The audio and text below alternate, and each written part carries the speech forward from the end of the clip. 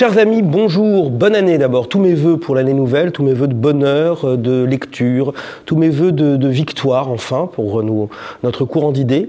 Et nous allons tout de suite passer à la présentation du dernier numéro d'Éléments, qui, comme d'habitude, est très riche, très fourni, puisqu'il y a un entretien avec Denis Arcand, le cinéaste, un entretien avec Laurent Oberton, un dossier qui attirera votre attention sur la dictature en marche. Mais nous allons voir tout cela avec nos camarades de la revue Éléments.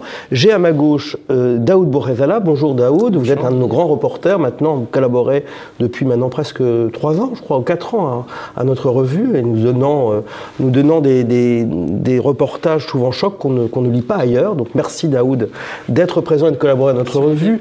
Rodolphe Carte, faut-il présenter maintenant Rodolphe à nos amis. Rodolphe, je rappelle que vous venez de publier deux livres récemment aux éditions de la Nouvelle Librairie, un essai sur le syndicaliste révolutionnaire et penseur du mythe, on peut le dire, de la mobilisation Georges Sorel, et puis aussi votre lettre aux identitaires. Rappelez-moi le titre. Feu sur la droite nationale. Feu sur la droite nationale. Merci encore Rodolphe d'être ici. J'ai à ma droite notre ami Patrick Luzinski, directeur artistique de la revue Éléments. Merci d'être là et animateur de l'émission cette année-là. Et enfin, Christophe André Maxime. Cher Christophe, bonsoir. Bonsoir. Bonne année. Et merci, nous parlerons de Madrid avec vous.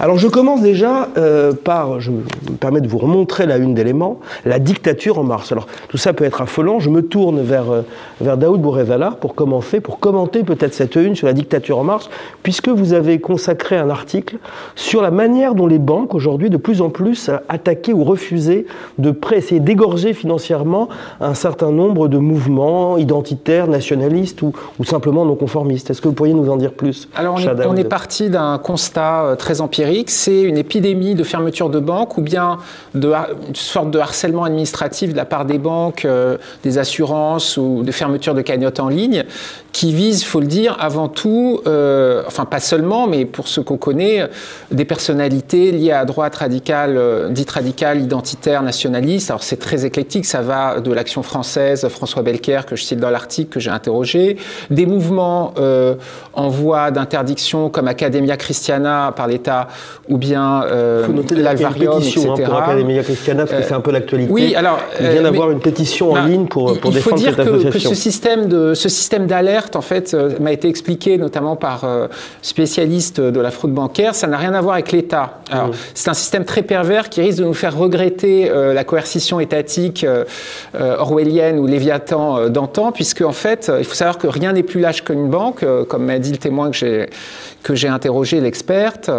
En fait, c'est un système très complexe, je ne vais pas vous le dévoiler dans l'intégralité, il faut bien que les gens achètent Éléments, mais pour vous la faire courte, comme on dit, il faut savoir que les banques sont insérées dans un système international, ce qu'on appelle le compliance, de conformité avec des normes, donc elles ont des comptes à rendre au niveau international, au niveau américain, au niveau national, et donc il y a un certain nombre de précautions visant dans la lutte contre le terrorisme, le blanchiment et la fraude en général qu'il faut appliquer. Et donc jusqu'ici tout va bien, sauf que ces banques vont user de précautions avec des systèmes dits de compliance, de conformité, et on reste toujours dans la novlangue du mauvais anglais, des systèmes dits adverse media et bad news. Et là on entre dans la perversité du système, c'est que dès lors qu'il y a un écho négatif dans la presse sur telle ou telle personnalité, tel ou tel mouvement, ça va lancer des alertes dans un système automatisé, ce qui fait que, hop, votre banque au niveau central, votre conseiller bancaire n'a aucun rôle, il ne comprend rien, il ne sait rien, il ne vous dit rien. Et à partir de là, hop, vous allez avoir une petite lumière rouge qui va s'allumer au niveau de votre banque et qui risque in fine d'aboutir à fermeture du compte, si je simplifie, et étant entendu que la banque a le droit souverain de vous virer, que vous n'avez à peu près aucun recours, qu'en dernière instance, vous pouvez faire appel à la Banque de France qui va vous fournir, si vous prouvez que vous avez eu 2 refus d'établissement bancaire, elle va vous fournir une sorte de service minimum. Vous assignez une banque de réserve avec tout un tas voilà, un service vraiment minimal. Et in fine, ce système qui n'a pas grand-chose à voir avec la répression étatique, y compris la répression en cours par Gérald Darmanin, à ceci près qu'il peut y avoir une interférence de Tracfin, où là aussi si les services de renseignement financier, à tort ou à raison, vous surveillent, il peut y avoir encore une fois une alerte qui se met en marche au niveau de votre banque. Ils vont poser des questions très inquisitrices à votre banque. Et là, ils ne vont jamais demander la fermeture de votre compte parce que ce n'est pas du tout dans l'intérêt de l'État de perdre votre trace et qu'éventuellement vous alliez ouvrir un compte à l'étranger. Mais par un système indirect, une alerte TracFin peut inciter la banque à être particulièrement vigilante et donc indirectement à vouloir fermer un compte. Et voilà, on arrive... Avec le consensus médiatique qui est du côté que vous savez, on arrive à cette vague de répression, de rafle bancaire qui s'est abattue contre les mouvements de droite nationaliste et identitaire. Alors j'ai essayé de savoir si la mouvance d'ultra-gauche, mélanchoniste, etc., il y a eu la même répression. Difficile de le savoir, hein. Difficile. Voilà. Pourtant, ils auraient dû se plaindre s'il y avait eu une répression. Oui, la gauche étant très plaintive. Voilà, et puis on lit quand même beaucoup moins d'articles négatifs contre les antifas, les méfaits de la jeune garde, etc. Alors, peut-être, j'aimerais bien ouvrir un peu la conversation sur cette notion de dictature en marche. Alors, plusieurs personnalités de notre mouvance ont avancé l'idée, que je trouve d'ailleurs assez séduisante, d'anarcho-tyrannie. En effet, on voit dans notre société à la fois des zones de non-droit, où les honnêtes gens, j'ose employer ce terme honnête gens, ça fait parfois ringard de dire honnête gens, mais enfin, il y a des honnêtes gens qui travaillent, qui veulent avoir une vie pacifique, élever leurs enfants, et qui sont soumis à la sécurité, attaqués par des voyous. Et là, c'est vrai que l'État est souvent impuissant. Et par contre, on s'aperçoit, on l'a vu au moment du Covid, mais on le voit encore avec la dissolution d'un certain nombre de mouvements, enfin, la d'Academia Christiana, je vais un peu insister là-dessus parce que c'est une chose complètement aberrante. Quand on connaît le travail d'Academia Christiana, c'est du combat culturel, ce sont des colloques, ce sont des universités d'été où des conférenciers évoquent Bernano, Simone Veil ou Maurras, enfin, on est très loin d'une organisation terroriste. Et à côté de cela, on a des banlieues où on sait ce qui se passe, notamment à Marseille, les zones de non-droit. Que pensez-vous? Et là, j'ouvre un peu la conversation à nos invités de ce concept d'anarcho-tyrannie. Est-ce que vous pensez que l'État impuissant, par ailleurs, se venge en resserrant les boulons pour essayer de contrer toute contestation? Je ne pense pas que c'est l'État, mais c'est un peu le système du jeu de Go. C'est un peu comme chez les Chinois, c'est-à-dire qu'on vous entoure petit à petit.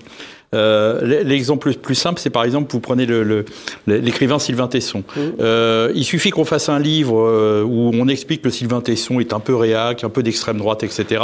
Et ensuite, vous allez avoir, donc c'est le premier pion qui est mis en place, et puis il y a un deuxième pion qui va se mettre en place.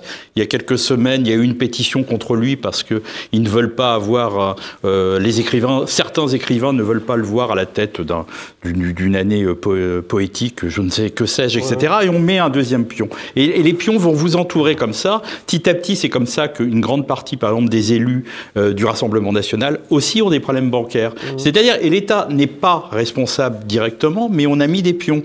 Aujourd'hui, par exemple, vous prenez l'Institut Iliade, vous avez un livre de Renaud Dely qui vous explique que Dominique Vénère, c'est un grand Satan. Et ce pion va permettre, je veux dire, peut-être un jour, à d'autres personnes, à des journalistes, etc., d'interdire un colloque, etc. Et en fait, c'est ce système de jeu de Go, c'est de séparer l'adversaire. Donc l'État peut dire, moi, je ne suis pas responsable. Effectivement, Daoud a raison, l'État ne demande pas aux banques, mais les banques ont décidé, par crainte, d'interdire ces gens-là. Ce qui paraît quand même ahurissant, enfin, je reviens encore sur Academia Christiana, parce qu'on se demande si quel est le QI de Gérald Darmanin, qui a l'air d'être vraiment un demi-débile, hein, parfois. Ce que ce pauvre Darmanin, pour lequel il faut, je pense, avoir à la fois, il nous révolte, mais avoir un peu de compassion pour lui, hein, parce que physiquement comme intellectuellement, il semble avoir des problèmes. Il a déclaré que, oui, voilà, Academia Christiana est un mouvement subversif, parce que dans leur conférence, ils emploient le terme pays réel, terme maurassien. Maurassien et proudhonien. Il se trouve que Darmanin, quelques semaines avant, avait employé ce terme de pays réel. Que se passe-t-il dans la tête de Darmanin pour avancer? Est-ce un homme influençable? Est-ce un homme sous influence? Navigue-t-il à vue? Je me tourne vers toi, vers Rodolphe. Peut-être qu'ils sentent le vent tourner d'un point de vue d'hégémonie culturelle, pour reprendre un mot de Gramsci, parce qu'on sent bien aujourd'hui que tout un ensemble, un package, pour reprendre un mot macronien, qu'on pouvait nous vendre comme justement le progressisme, l'immigration, le multiculturalisme, le vivre ensemble, on sent très bien que dans le peuple pris dans son sens général, c'est des idées qui passent de moins en moins. Et je pense justement qu'ils ont tout intérêt à créer ce narratif, parce que s'ils tapent sur des mouvements de droite nationale, comme l'a très bien dit Daoud, ils tapent aussi sur des mouvements, par exemple écologiques, c'était Soulèvement de la Terre, il me semble, où il y a même eu des associations pro-palestiniennes récemment. Et là, on sent bien qu'ils reviennent sur le narratif du printemps républicain, de la tenaille identitaire. Ils ont besoin de resserrer les troupes autour du bloc central. Et justement, il est attaqué à la fois par une certaine extrême droite, comme ils disent, ou extrême gauche. Donc je pense justement qu'ils ont tout intérêt à installer un narratif.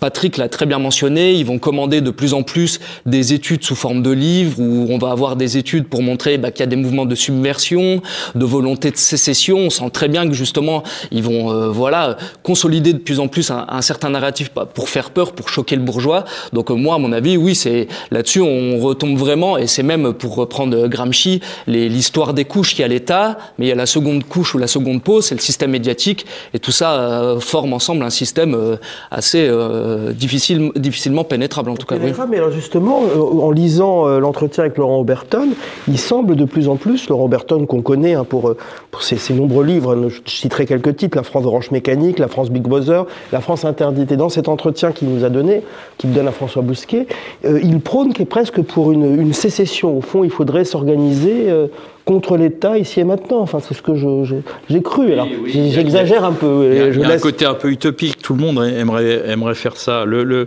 souci, c'est que l'isolement, quand vous prenez l'histoire des comptes bancaires, ça pourrait paraître ridicule. Et effectivement, beaucoup de gens font, vous n'avez qu'à pas avoir de compte bancaire. Mais comment on fait sans compte bancaire?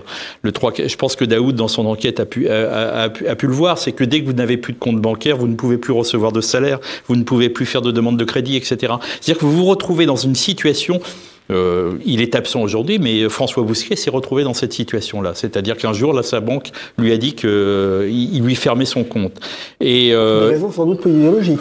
Pour des raisons purement politiques, etc. Et la réponse de la banque était assez drôle, c'était « Ah, on pensait que vous étiez au Rassemblement national ». Ah oui, c'est quand même quel aveu incroyable. C'est-à-dire qu'en fait, vous avez beaucoup d'élus aussi qui se retrouvent dans cette situation. Alors, il y a toujours, comme disait Daoud, il y a un moyen, on vit dans un pays de la démocratie, vous pouvez avoir une banque. Mais en fait, pendant tout ce temps que vous passez à être obligé de régler votre problème, vous ne pouvez plus politiquement exister. Et donc, en fait, c'est ce système qu'on met en place. On vous met des grains de sable des cailloux dans votre chaussure, et vous avez du mal à vous en sortir, quoi. Tout simplement. N'a absolument aucune obligation de se justifier, même en cas de discrimination extrêmement difficile à prouver.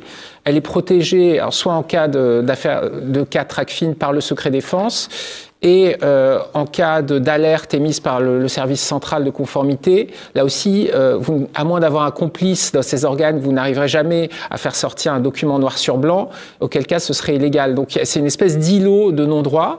Et pour embrayer sur ce que dit Patrick, finalement, à mesure qu'on ne peut plus vivre avec de l'argent liquide, on va vers une espèce de contre-utopie orwellienne, mais d'un genre nouveau contre lesquels on n'a plus aucun recours. Très liquide en plus, sur lequel c'est plus du tout les tyrannies, comme vous le disiez, c'est plus le Léviathan avec sa totalement désincarné, automatisé. Désincarné. Justement, alors, parlez-nous des deux entretiens, de l'entretien que vous avez donné deux juristes sur l'état d'urgence. C'est un thème que nous avons traité à LMO et à Nouvelle École, notamment à travers l'œuvre de Carl Schmitt. Quel est cet état d'exception permanente que ces deux juristes dénoncent? Alors, ces deux jeunes juristes, à peine quarantenaires, Guylain Benessa et Thibault Mercier, font le même constat, qui a pu être partagé par quelqu'un de beaucoup plus tiède, comme François Sureau. C'est-à-dire qu'il y a un paradoxe postmoderne aujourd'hui en France et en Occident, c'est qu'à mesure que les libertés des modernes, comme dirait Benjamin Constant, vont s'étendre à l'infini, jusqu'à la GPA pour tous et toutes. Nos libertés politiques des anciens s'amenuisent comme peau de chagrin. Donc typiquement, si vous voulez une image effrayante de l'avenir, mais réaliste, vous verrez une manifestation de gilets jaunes durement réprimée par des CRS sanglés, voilà, avec des des LBD, etc. Qui vont... des LGBT. Non, des LBD qui vont tirer, voire éborgner. Tout ça pour protéger un couple prenant l'avion pour Madrid et en allant acheter un enfant par GPA. Donc c'est un peu ce paradoxe-là qui fait que, à mesure que nos libertés se restreignent, enfin nos libertés politiques, où le référendum n'est qu'un vieux souvenir, hein, le dernier date de 2005 et on a vu ce que Sarkozy en a fait par la suite, à mesure que le peuple n'a plus voix au chapitre, si ce n'est par des élections où là encore il y a un chantage à l'antifascisme qui biaise le résultat final, eh bien, à mesure aussi que nos libertés de circulation élémentaires sont rognées, comme pendant les Jeux Olympiques, où il y aura un système de QR code dans les quartiers centraux de Paris, y compris pour les piétons, exactement comme pendant le Covid, mais de manière encore plus automatisée, informatisée, donc voilà, assez totalitaire, eh bien, les droits de l'individu, de l'homme, de la femme et du transgenre, sont sur une pente complètement incontrôlable et une espèce d'exponentielle. C'est un paradoxe total. Où on risque d'aboutir à des régimes inédits, je ne sais pas comment les appeler, des démocraties totalitaires, des totalitarismes. Voilà, la narco-tyrannie, en fait, où l'individu sera roi et le citoyen ne sera rien. Où la personne ne sera plus rien. Et le citoyen ne sera encore moins que la personne, il n'y aura plus qu'une sorte d'individu. Au fond, ce sera Estrosi plus LGBT, c'est assez terrifiant. Sans aucune distinction, évidemment, que le citoyen, l'étranger, voilà, tout ça sera ouvert au cas de vent. Je parle toujours de l'opposition individu-personne, et ça me permet de rebondir, cher Daoud, et me tourner vers Rodolphe Kars, parce que vous l'avez, je crois, beaucoup apprécié le manifeste de notre ami Guillaume Travers sur les communs. Alors, il y a eu un livre assez important qui n'est pas passé complètement inaperçu, de Pierre Dardot et Christian Laval, je crois, voilà, qui avait d'ailleurs nous avait écrit sur le mot économicus il y a quelques années. Alors, qu'est-ce que sont ces communs? C'est une manière, au fond, d'échapper de trouver un juste milieu entre la tyrannie de l'État et la tyrannie du marché, n'est-ce pas? Oui, voilà, c'est exactement ça. Et comme à Élément, on est adepte des troisièmes voies, justement, Guillaume, dans un dossier passionnant, va revenir sur cette notion de commun qui, justement, essaye de trouver cette troisième voie. Alors, il revient d'un point de vue historique sur des grands penseurs comme Karl Polanyi avec la mise en place des enclosures, mais aussi à des penseurs qu'on a peut-être un peu vite oubliés, comme Chesterton ou Hilaire Belloc, qui ont vraiment pensé, justement, ce modèle, comme l'a très bien dit Daoud, du citoyen, mais aussi de la personne contre l'individu. Et justement, Guillaume revient sur des notions absolument capitales, il revient même au niveau de la Rome antique, on vient aux conceptions justement de la propriété qui étaient différentes, et là aussi ça nous arme intellectuellement parce que ça nous montre bien qu'à l'époque, nos antiques, les anciens avec un grand A, avaient justement pensé ces idées de liberté, de liberté citoyenne, en dehors justement de la tradition libérale, qui n'est pas du tout à rejeter, absolument pas, mais en tout cas, peut-être que pour demain, ça nous donnera, des munitions intellectuelles pour contrer justement toutes ces mises en place d'un État autoritaire. Et c'est vrai qu'il y a une évocation qui m'est tout de suite venue, c'est les travaux de Jean Vihoullac, dont on avait parlé dans notre numéro précédent. Et Jean Vihoullac, pareil, dans son œuvre, retrace ce développement du marché, mais aussi du marché avec un grand M, mais aussi de l'État avec un grand A, l'État Léviathan, à travers de grands écrivains, notamment comme Marx, Tocqueville. Donc oui, il faut que nos auditeurs se jettent sur ce dossier qui est, à mon avis, vraiment capital pour penser ces communs, qui justement, en plus, sont intéressants parce qu'ils nous renvoient à la notion de communauté. Et ça nous montre aussi, là, ça met le doigt sur souvent un paradoxe, parce que les notions de commun à gauche, souvent, c'est des sujets dont ils vont s'emparer, mais par contre, ils ont toujours, si vous voulez, la petite... la rupture morale, parce que la communauté, c'est aussi des groupes homogènes ethniques, culturels, et ça, évidemment, ça nous parle à Élément. À gauche comme à droite, parce que le commun, c'est aussi une question taboue chez les gens de droite. La propriété est importante, et on a toujours l'impression que le commun, c'est l'État, alors que le commun, c'est quelque chose qui n'appartient ni à l'individu, ni à l'État lui-même. C'est un commun. Et ça, c'est une notion qui est quand même aujourd'hui très compliquée dans les sociétés modernes où on vit. Je voudrais revenir sur le travail de notre ami Guillaume Travers, qui, comme dirait François, Guillaume Travers, le dossier est extraordinaire. Comme dirait François Bousquet, peut-être d'Alain de Benoît, Guillaume Travers, qui est très jeune, qui est à la fois un intellectuel organique, mais aussi un scientifique, c'est un économiste, et dans ce dossier, il parle de la propriété, et il introduit à la fin de cet article une dimension spirituelle de la propriété, au-delà de la dimension juridique et la transmission, et c'est absolument magnifique. Donc, voilà. On recommande vraiment le manifeste de Guillaume Travers, d'autant qu'il montre à quel point notre revue et notre mouvance s'inscrit dans l'héritage des non-conformistes des années 30, puisque que ce soit la jeune droite de Thierry Molnier ou chez les gens d'esprit, ces thèmes étaient déjà abordés dans les années 30. Essayer de trouver cette troisième voie, cette voie médiane entre un libéralisme individualo-centré et un étatisme collectiviste. Cher Christophe, je me tourne vers vous parce qu'il y a cette rubrique dans Éléments que beaucoup de lecteurs aiment beaucoup, qui est l'esprit des lieux. Et vous avez consacré Madrid-Tolède. Alors effectivement, Versailles, Chantier del Sur. Oui, bien sûr, parce que j'ai voulu vous faire une petite fenêtre d'ouverture, un petit voyage, même si je n'aime pas anthropologiquement le voyage et le tourisme. Effectivement, c'est une rubrique qui n'est pas toujours ouverte, l'esprit des lieux, c'est en fonction des déplacements des uns et des autres. Écoutez, alors moi, c'est un problème. J'ai fait une espèce de grande reconversion, de grande réconciliation, puisque moi, je suis un peu familier de la culture espagnole. Je suis assez familier de la langue espagnole, et j'ai une espèce d'agacement envers l'Espagne. Et je considérais l'Espagne comme une espèce de sous-Italie, quelque chose à la fois trop festif, trop vulgaire, mais à la fois poussiéreux, ringard, ennuyeux. Et je me suis rendu à Madrid-Tolède. Je dis pourquoi Versailles, puisque Tolède est un petit peu... C'est pas du tout l'équivalent de Versailles, mais on y va un peu, c'est un peu les mêmes distances. Le Versailles de Madrid, ça serait plutôt de l'autre côté, le Grand Palais de l'Escurial. Voilà. Et j'ai fait une grande réconciliation personnelle avec l'Espagne, où je considère presque que c'est une sur-Italie sans ses séductions faciles. Et j'avais un a priori négatif envers Madrid, cette espèce de monumentalité rugueuse, presque poussiéreuse, grisâtre. Et alors, c'était la grande conversion, le grand changement, la grande réconciliation, parce que Madrid, c'est absolument magnifique, c'est absolument superbe.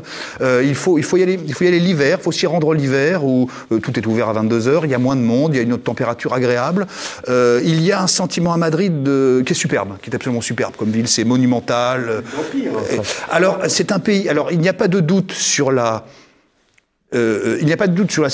chrétien de Madrid, mais Madrid est en fait une ville profondément exotique au sens strict du terme, puisqu'on est dans une latinité certes, mais alors c'est un endroit qui n'est absolument pas méditerranéen, et on est littéralement en Europe centrale.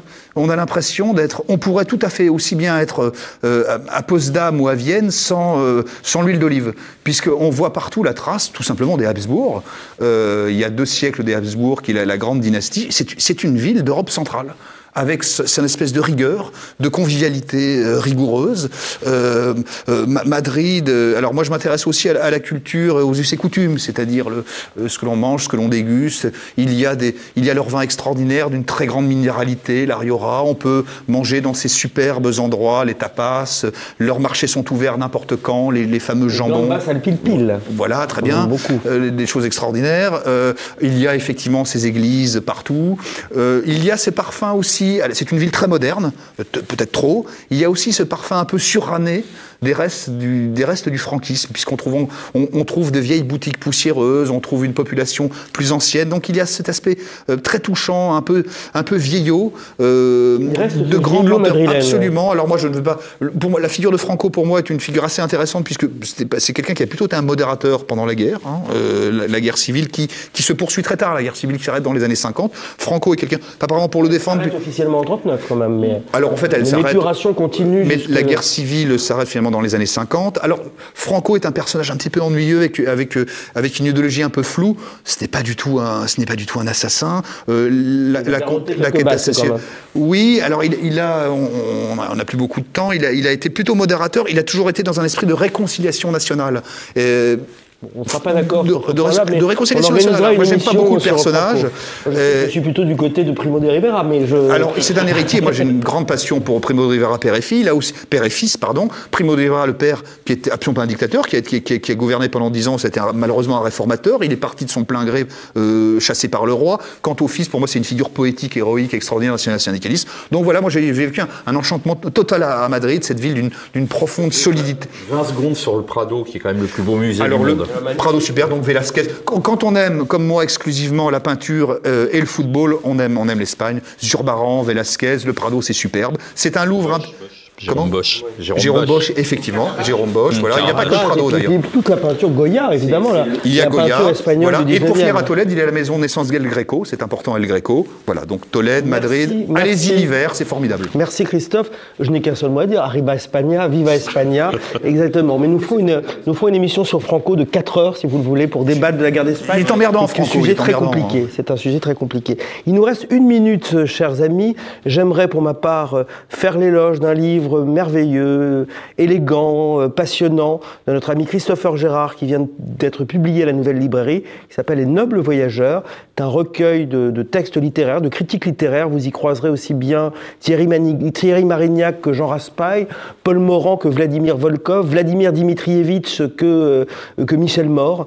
C'est un livre absolument délicieux, où se retrouve à la fois l'esprit de la vieille Europe et en même temps l'esprit très curieux de notre ami Christopher qui sait aussi échapper à certains lieux communs de droite. Voilà, donc mon hommage à la fois à un esprit, à une intelligence aiguë, à un style et un homme libre. Et Dieu sait s'il en manque aujourd'hui. Donc lisez, le livre va s'afficher à l'écran, Les Nobles Voyageurs de Christopher Gérard, paru aux éditions de la Nouvelle Librairie. Il nous reste 15 secondes. Je vous réitère mes vœux pour l'année 2024. Je vous remercie de suivre le plus d'éléments et je vous retrouve dans 2 mois. D'ici là, vous aurez le plaisir de retrouver notre ami Patrick Luzinski pour cette année-là. Au revoir. Au revoir chez vous. Bonsoir, bonjour. Au revoir.